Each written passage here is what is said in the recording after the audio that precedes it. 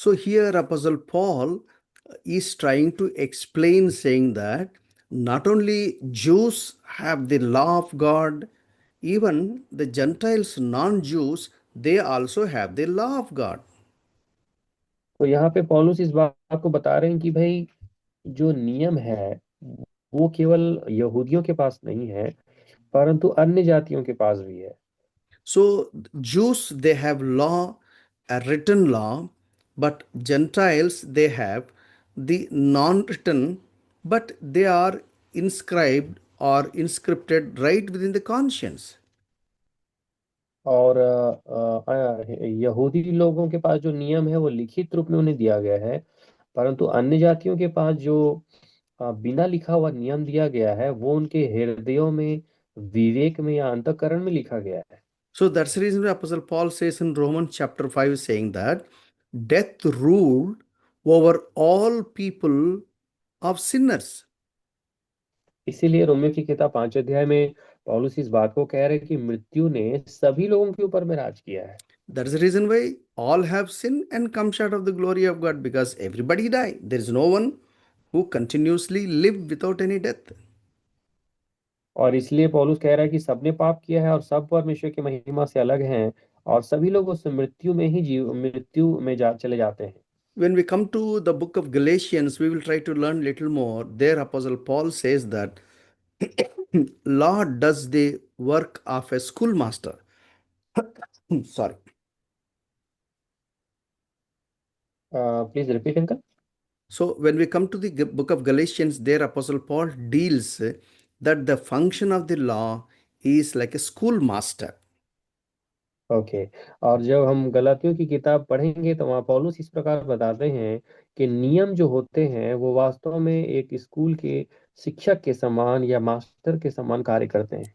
Here, what we are trying to understand is, yes, the law has certain jurisdiction over every person, and the function of the law, a responsibility of the law is to make us guilty, but the law cannot help us not to commit sin or to continue something good what we know. और नियम जो है वो लोगों के ऊपर में न्याय को लेकर आता है कि उन्हें अपराधी ठहराए या ना ठहराए, परंतु ये जो नियम है वो मनुष्य को पाप करने में मदद नहीं करते हैं, परंतु वे अच्छे काम भी कर सकते हैं। So, because of the law, sin came to life. That means sin became powerful, and sin came into the light. And I died means I became powerless. और यहाँ जो पौलुस कह रहा है कि भाई जब नियम आया तो पाप जी उठा। पाप जी उठा का मतलब पाप सामर्थी हो गया, उजाले में आ गया, और वो कहता है कि मैं मर गया, इसका मतलब मैं जो है वो निर्बल हो गया। So, and then Apostle Paul says, "For sin taking an opportunity through the commandment deceived me, and through it killed me." और पौलुस कह रहा है कि पाप को अवसर मिला और उसके द्वारा उसने मुझ पर आ, राज किया, और मुझको इसके द्वारा मुझे मृत्यु में ले गया। For you to understand, let me give you one practical example. व्यवहारिक उदाहरण को समझिए। Suppose doctor says that you are a sugar patient and you should not eat sugar at all. मान लीजिए डॉक्टर ने आपको कहा कि आप एक मधुमेह के रोगी हैं और आपको इसलिए मीठा या शुगर नहीं खाना है। So there is a law, there is a command. You should not uh, add sugar in your tea, in your coffee, or you should not touch any sugar or even jaggery or anything like that. और मान लीजिए doctor ने ये आपको नियम बताया कि आपको चाय में और कॉफी में शक्कर नहीं डालना है, शुगर नहीं लेना है और गुड़ भी नहीं खाना है। So what happens whenever you see a beautiful sweet and get the fragrance of that sweet, you are tempted to eat that sweet. और आपके साथ क्या होगा जब भी आप किसी मिठाई को देखेंगे या उसके सुगंध या उसके स्वाद की आप देख कर कल्पना करेंगे तो आपको उसे खाने का मन करेगा। So when you do not know that you have sugar issue, it's all up to your will and wish. You may eat or you may not eat. You don't bother much about, because it is something casual, something normal. और जब तक आपको पता नहीं था कि भाई आपको डायबिटीज है तो आप मिठाई खा रहे हैं नहीं खा रहे हैं, एक साधारण बात थी, वो आपके ऊपर निर्भर करता था कि आपका खाने का मन है तो खाएंगे, नहीं खाने का मन है तो नहीं खाएंगे। But when you have a law, then you will have that that kind of thinking, that kind of attraction, that kind of temptation. Please repeat. Hello, hello. Hello, please just repeat uncle. So okay, can you hear me uncle? yeah, when there is a command or law saying that you should not eat, then we are attracted to eat the sweet, or we are tempted to eat that sweet. We have some kind of special desire, some kind of forceful attempt to make it. और जब हमें नियम बता दिया जाता है कि आपको शुगर हो गया, आप मीठा नहीं खा सकते, तो कई बार हमारे जिन में विचार आएगा, कई बार हमें आकर्षण आएगा कि हम उसे खा लें, और हमारे अंदर में एक प्रभावशाली इच्छा कोई डालेगा कि आप इसे खा लीजिए। Or else, let me take you to one more example. A very a relative of mine, he had a kidney issue. और इसको उदाहरण से हम और एक चीज से समझ सकते हैं। मान लीजिए किसी रिश्तेदार को एक किडनी की समस्या है। Then doctor said you should not take more water, you should take only this much of water. Whole day you should not cross and 1 liter. Maximum your limit is 1 liter, not more than a drop than 1 liter. तो मान लीजिए kidney का एक मरीज है, उसको doctor ने कहा है कि आपको पानी एक सीमा में पीना है दिन में, और एक दिन में आप 1 लीटर से ज्यादा पानी नहीं पी सकते। Then normally, maybe 3 to 4 liters people drink, whenever thirsty, just take, sometimes, along with the people take. But when there is a command that he should not take more than 1 liter, then the temptation of, taking water becomes more and more. और आप देखेंगे प्रियो कि जब किसी को प्यास लगेगी, और कोई साधारण व्यक्ति था जिसे किडनी की बीमारी नहीं है, वो व्यक्ति दिन में 3 से 4 लीटर पानी साधारणतः पी डालते हैं। परंतु अगर हमें आज्ञा मिलती है कि हमें 1 लीटर से ज्यादा नहीं पीना है, तो हमारे जीवन में उसे पीने के लिए ज्यादा लालसा प्रकट होती है। In one of the occasions, his wife was telling me, saying that Anna, at midnight, somewhere around 12:30, he was like a thief. He entered into the washroom. He was trying to take little water, and without, he was bothering, is anybody seeing him taking that water or not? And suddenly his wife came up, and he was really upset.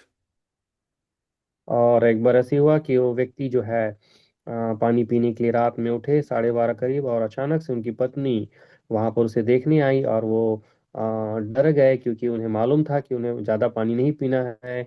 इसलिए उस समय वो अपनी पत्नी को देखकर डर गए। Now I think you will understand this verse, chapter 7 and verse 11. For sin, taking an opportunity through the commandment, deceived me through it and killed me. That means made me powerless.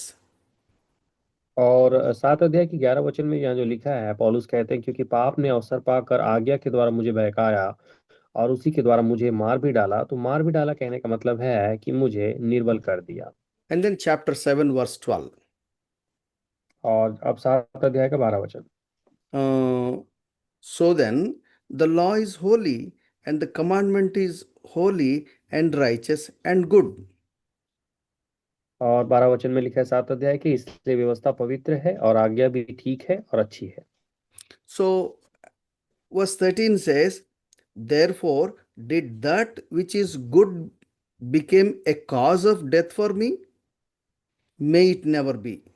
Rather, it was sin, in order that it might be shown to be sin by effecting my death through that which is good, so that through the commandment of sin would become utterly sinful. Then now you will understand after listening to the example which I have quoted. और 13 वचन में वो कहते हैं, तो क्या वह जो अच्छी थी मेरे लिए मृत्यु ठहरी? कदापि नहीं, परंतु पाप उस अच्छी वस्तु के द्वारा मेरे लिए मृत्यु का उत्पन्न करने वाला हुआ, कि पाप होना प्रकट हो और आज्ञा के द्वारा पाप बहुत ही पापमय ठहरे। In fact, law is holy and the commandment is और यहाँ holy and the law is righteous and good. यहाँ पे तो लिखा है, व्यवस्था पवित्र है और आज्ञा भी ठीक है और अच्छी है। And verse 13 says, how can that which is good has become a cause of death for me? और 13 वचन में पौलुस कह रहा है कि ये कैसे हो सकता है कि कोई अच्छी वस्तु मेरे लिए मृत्यु को उत्पन्न करे। So because of the law, he says, is something fantastic, the very nicely he writes here. In order it was sin in order that it might be shown to be sin by effecting my death through that which is good, so that through the commandment sin would become utterly sinful. और वो पौलुस जो है इस नियम को, बहुत ही महत्वपूर्ण नियम को इस तरीके से समझा रहे हैं। यहाँ पे 13 वचन के आगे में वो कहते हैं, कदापि नहीं, परंतु पाप उस अच्छी वस्तु के द्वारा मेरे लिए मृत्यु उत्पन्न करने वाला हुआ, कि उसका पाप होना प्रकट हो और आज्ञा के द्वारा पाप बहुत ही पाप में ठहरे। And verse 14, for we know that the law is spiritual, but I am of flesh, sold into the bondage to sin. और 14 वचन में वो कहते हैं कि हम जानते हैं कि व्यवस्था तो आत्मिक है, परंतु मैं शारीरिक और पाप के हाथ बिका हुआ हूँ। Now you understand verse 14, how the law which is holy, the law which is righteous and good, and the law which is spiritual, but still I was sold as a slave. I became a slave of sin. I became, as if I was sold into bondage to sin. अब आपको समझ में आएगा वचन से, जब यहाँ लिखा है 12 वचन में कि व्यवस्था तो पवित्र है और आज्ञा भी ठीक है और अच्छी है, परंतु लिखा है जब मैं पाप का गुलाम हो जाता हूँ, तब जो है कि जब मैं शारीरिक होता हूँ, तब मैं पाप के कारण गुलामी में चला जाता हूँ या उसके हाथ बिक जाता हूँ। And then he says in verse 17, yes, I commit sin. Why I commit sin? Because I want to do something good, but I'm not able to good. I'm not able to practice which I wanted to do good, but I'm helplessly doing which I hate evil. और यहाँ पौलुस 7 अध्याय के 17 वचन में और बताते हैं कि मैं पाप कर रहा हूँ, हालांकि मैं करना नहीं चाह रहा हूँ, और मैं अच्छा काम करना चाह रहा हूँ परंतु मैं कर नहीं पा रहा हूँ। परंतु जो मैं बुरा काम करना नहीं चाहता, फिर भी वो पाप मुझसे हो रहा है। He says that in verses 15 and 16 about the struggle in which he was going through. और 15 और 16 वचन में ये इसके संघर्ष को वो प्रकट करते हैं। For what I am doing, I do not understand. For what I am practicing, what I would like to do, but I am doing the very thing I hate. But if I do the very thing I do not want to do, I agree with the law, confessing that the law is good. और 15 16 में वो कहते हैं, जो मैं करता हूँ उसको नहीं जानता, क्योंकि जो मैं चाहता हूँ वह नहीं करता, परंतु जिससे मुझे घृणा आती वही करता हूँ। यदि जो मैं नहीं चाहता वही करता हूँ, तो मैं मान लेता हूँ कि व्यवस्था भली है। So that's the reason why verse 17 says that no longer am I the one doing it, but sin which dwells in me. तो 17 वचन में कहते हैं कि ऐसी दशा में उसका करने वाला मैं नहीं, वरन पाप है जो मुझ में बसा हुआ है। And then verse 18 he says that for I know that nothing good dwells in me, that is in my flesh. For the willing is present in me, but doing of the good is not. और 18 वचन में वो कहते हैं, क्योंकि मैं जानता हूँ कि मुझ में, अर्थात मेरे शरीर में, कोई अच्छी वस्तु वास नहीं करती। इच्छा तो मुझ में है, परंतु भले काम मुझसे बन नहीं पड़ते। And for verse 19 also, for the good that I want, I do not do, but I practice the very evil that I do not want. और 19 वचन में कहते हैं, क्योंकि जिस अच्छे काम की मैं इच्छा करता हूँ वो वह तो नहीं करता, परंतु जिस बुराई की इच्छा नहीं करता वही किया करता हूँ। And verse 20, but if I am doing the very thing I do not want, I am no longer the one doing it, but sin which dwells in me. और वो 20 वचन में कहते, अतः यदि मैं वही करता हूँ जिसकी इच्छा नहीं करता, तो उसका करने वाला मैं ना रहा, परंतु पाप जो मुझ में बसा हुआ है। And then verse 21 he says, if I find then the principle that evil is present in me, the one who wants to do good. और 21 वचन वो इस प्रकार कहते हैं, इस प्रकार मैं व्यवस्था पाता हूँ कि जब भलाई करने की इच्छा करता हूँ, तो बुराई मेरे पास आती है। My dear brothers and sisters, please remember this fundamental truth. The Bible says very, very important. Many times we miss it. We need to understand it. When we miss it, we miss a lot. Verse 18, he says, I know that nothing good dwells in me. And then verse 21 says that I find then the principle that evil is present in me.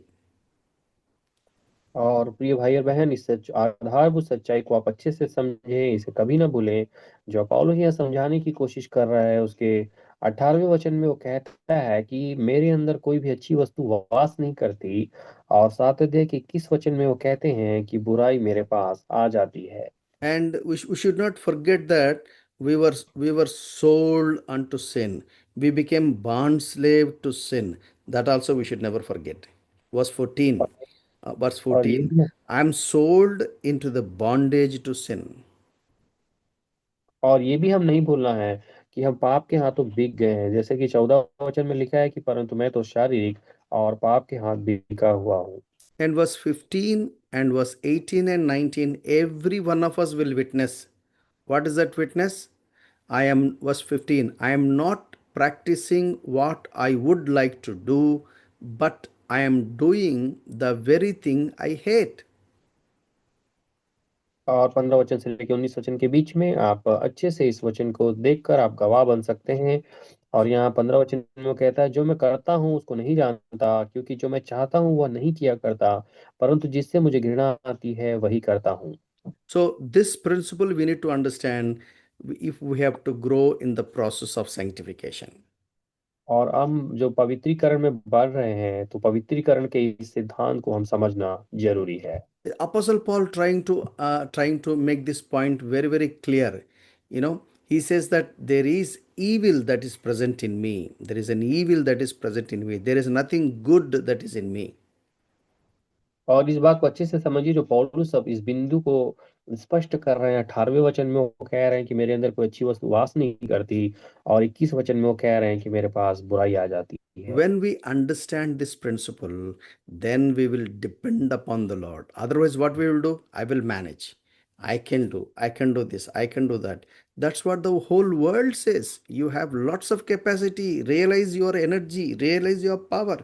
Your king, your God, your master, you are this and you are that. But Bible completely tells us in a very different direction.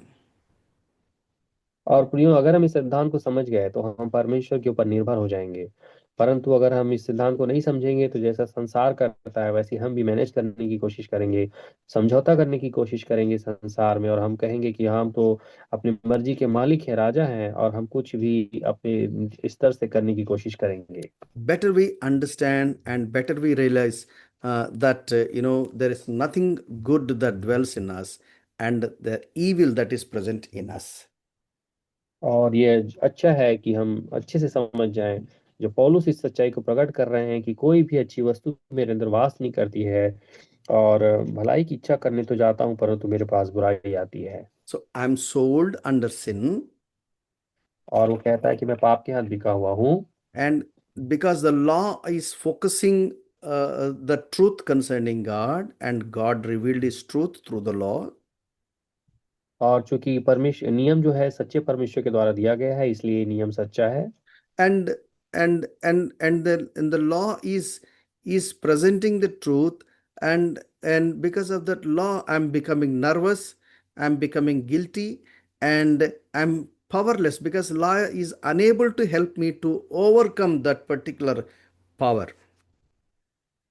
और नियम जो है वो सत्य है, और परमेश्वर का नियम हमें हमारे सामने इस बीच चीज को प्रकट करता है कि हम अपराधी साबित हो जाते हैं, और इसलिए हम निर्बल हो जाते हैं उस नियम के सामने।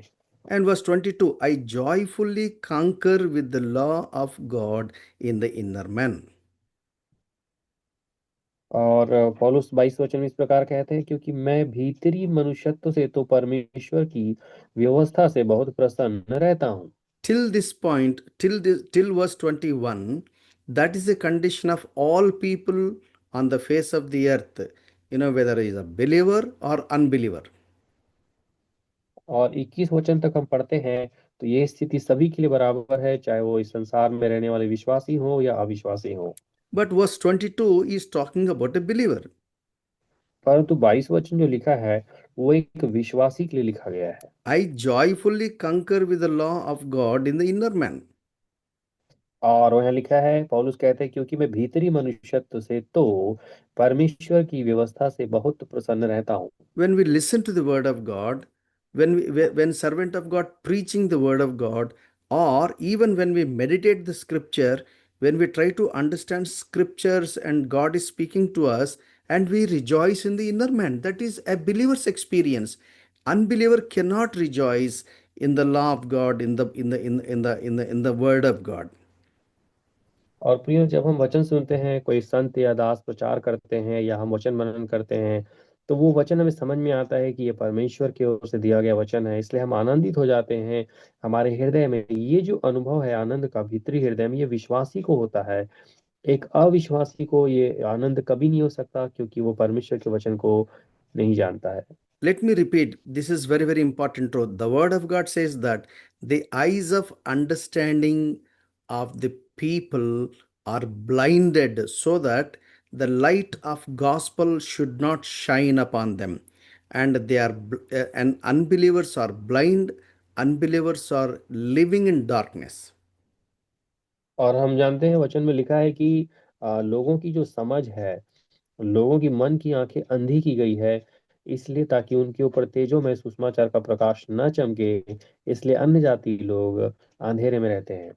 So, all unbelievers are spiritually dead, all unbelievers are spiritually blind, all unbelievers are spiritually deaf. They cannot see, they cannot hear, they cannot understand. Only when Holy Spirit presents gospel, the truth concerning the salvation, the truth concerning the redemption, when the Holy Spirit opens the eyes of understanding, then he will realize, then he will have faith, then he will believe the Lord Jesus Christ.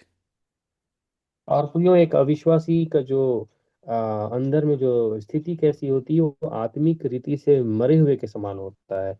इसलिए एक अन्य जाति, एक अविश्वासी व्यक्ति आत्मिक रीति से मृत होता है, आत्मिक रीति से अंधा भी होता है और आत्मिक रीति से बहरा भी होता है। इसलिए ना तो वो देख सकता है, ना सुन सकता है, और ना कोई बात समझ सकता है। परंतु जब पवित्र आत्मा सत्य को प्रकट करता है और उस सत्य को के द्वारा वो कायल होते हैं, तब उनकी समझ खुलती है और वो समझ पाते हैं और उस वचन पर विश्वास कर पाते हैं। So there are two schools of thought in the scholarship, in the theologians understanding. और इसलिए यहाँ पे जो ज्ञानी है, जो बाइबल के, वो दो प्रकार के विचार रखते हैं।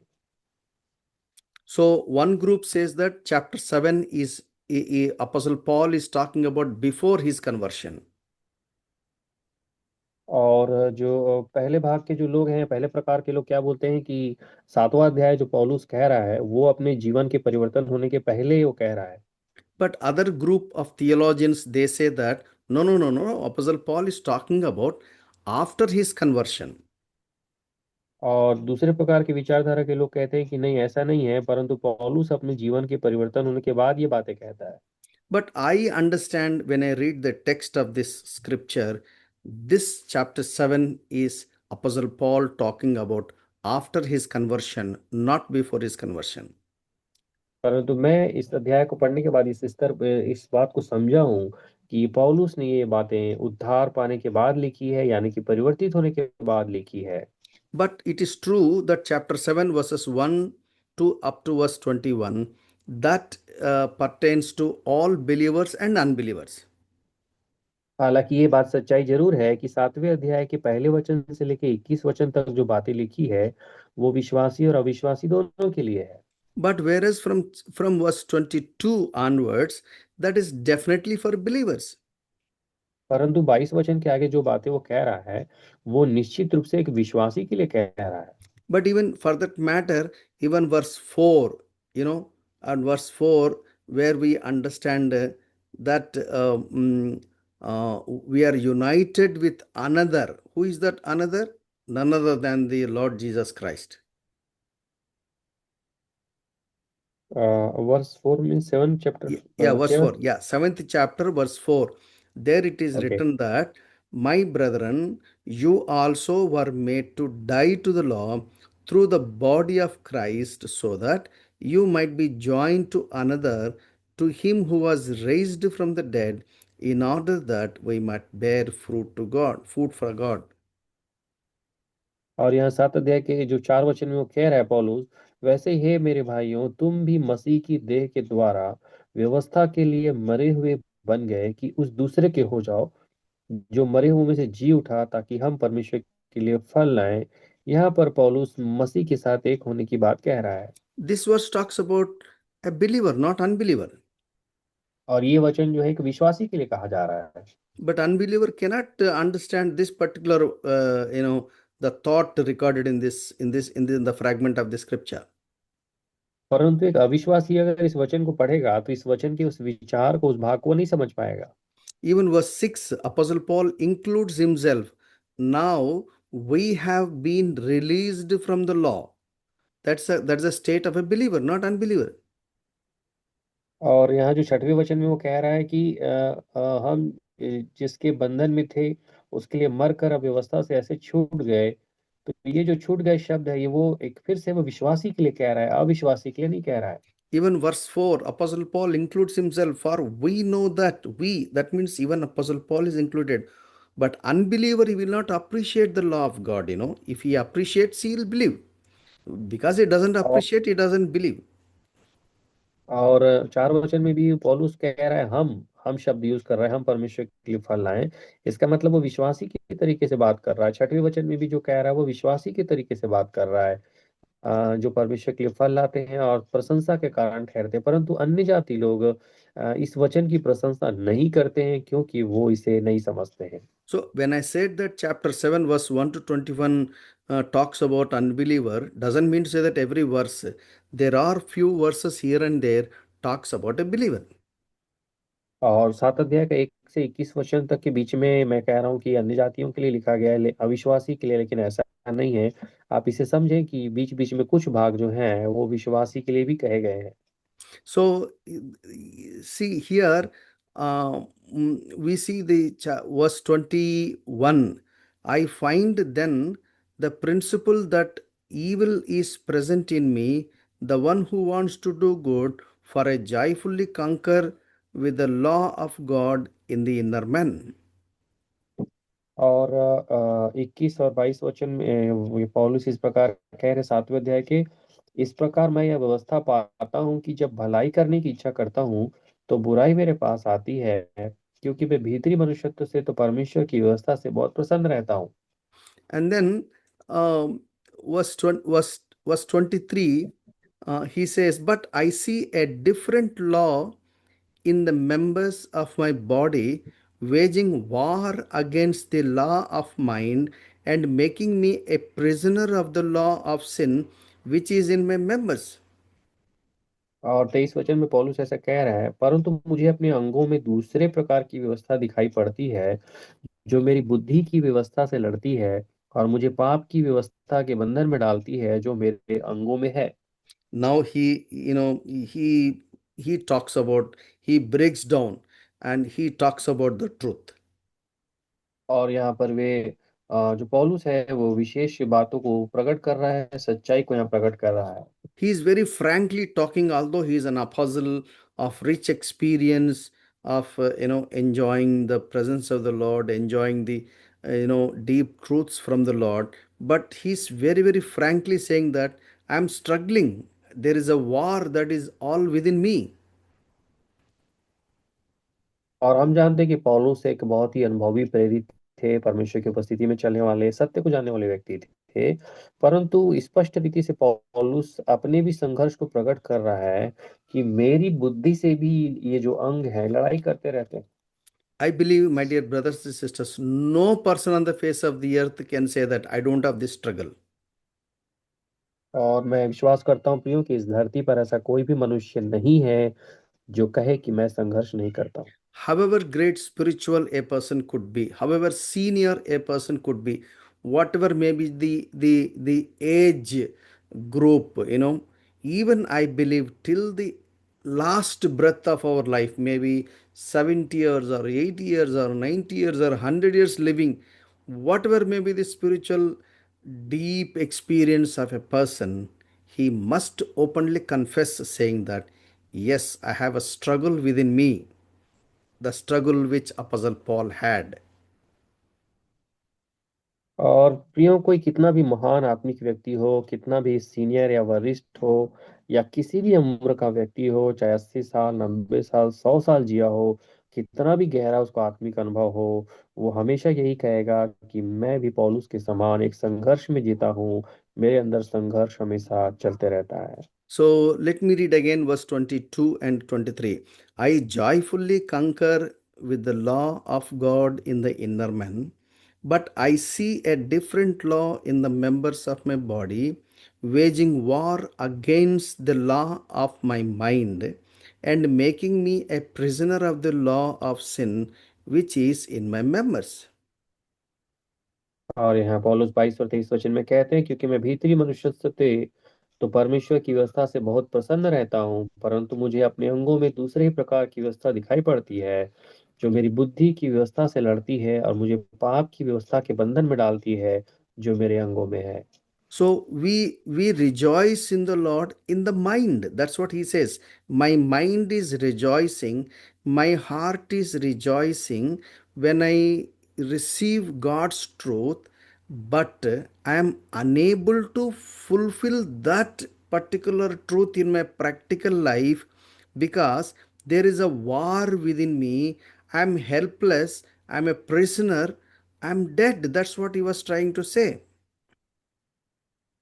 और पौलुस कह रहा है कि मेरे मन में और हृदय में तो एक सच्चाई को ग्रहण करते समय बड़ा आनंद है, और मेरे भीतरी मनुष्यत्व में तो मैं परमेश्वर की व्यवस्था से बहुत प्रसन्न हूँ, परंतु जब मैं अपने व्यवहारिक जीवन को देखता हूँ तो मैं एक गुलाम के समान और मृत व्यक्ति के समान रहता हूँ, निर्बल हो जाता हूँ, और मेरे अंदर संघर्ष दिखाई पड़ता है।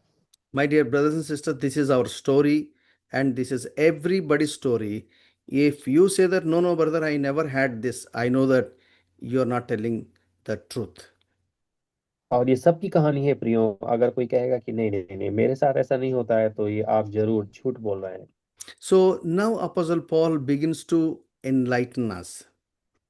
और अब यहाँ पे प्रेरित पौलुस जो है हम हमें प्रकाशित करने की कोशिश कर रहे हैं। So we have already seen that chapter 7, verse 1, law has a jurisdiction over the person and his life.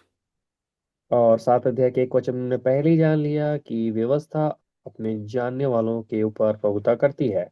We also have seen an analogy of husband and wife, how they were bound by law and they must live together.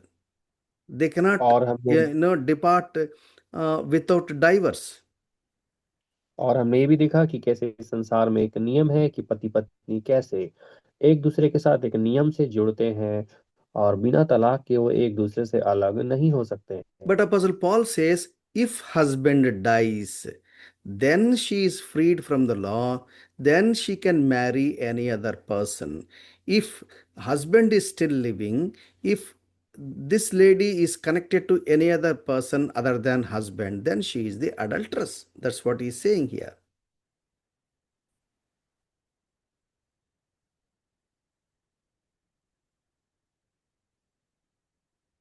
We are not able to hear you, brother.